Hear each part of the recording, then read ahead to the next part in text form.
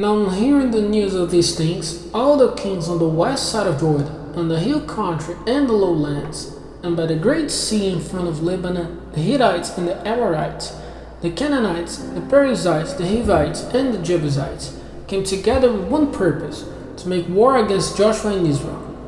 And the men of Gibeon, hearing what Joshua had done to Jericho and Ai, acting with the sea, got food together as if for a long journey, and took old food bags for their asses, and old and cracked wineskins kept together with cord, and put old stitched up shoes on their feet, and old clothing on their backs.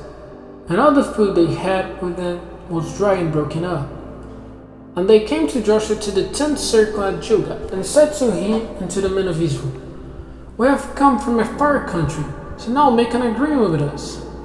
And the men of Israel said to the Hivites, "It may be that you are living among us. How then may we make an agreement with you?" And they said to Joshua, "We are your servant." Then Joshua said to them, "Who are you, and where do you come from?"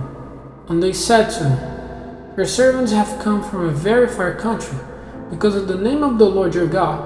But the story of his great name, and of all he did in Egypt, has come to our ears. And what he did to the two kings of the Amorites east of Jordan, to Sihon king of Heshbon, and to Og king of Bashan at Ashtaroth."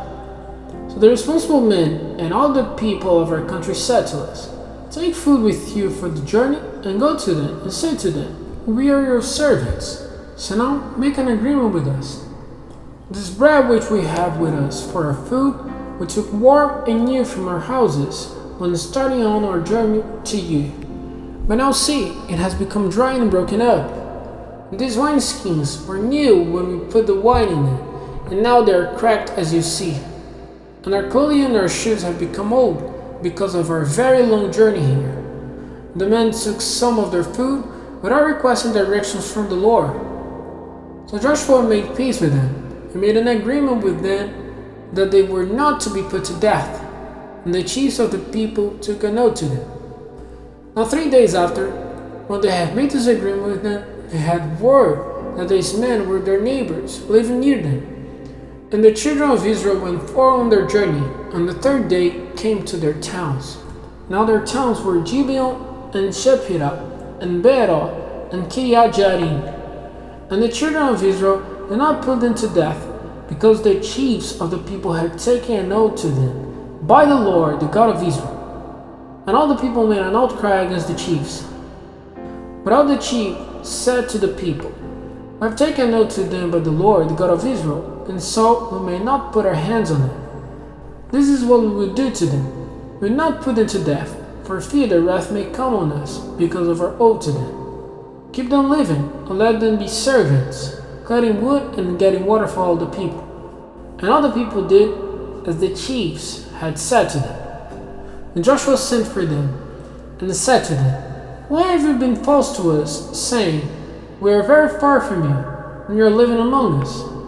Now because of this you are cursed, and you will forever be our servants, cutting wood and getting water for the house of my God." And answering Joshua they said, "Because it came to the ears of your servants that the Lord your God had given orders to his servant Moses to give you all this land, and to send destruction on all the people living in it, because of you. So fearing greatly for our lives because of you, we have done this. Now we are in your hands. Do to us whatever seems good and right to you."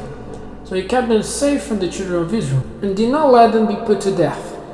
And that day Joshua made them servants, cutting wood and getting water from the people and from the altar of the Lord, in the place marked out by him to this day.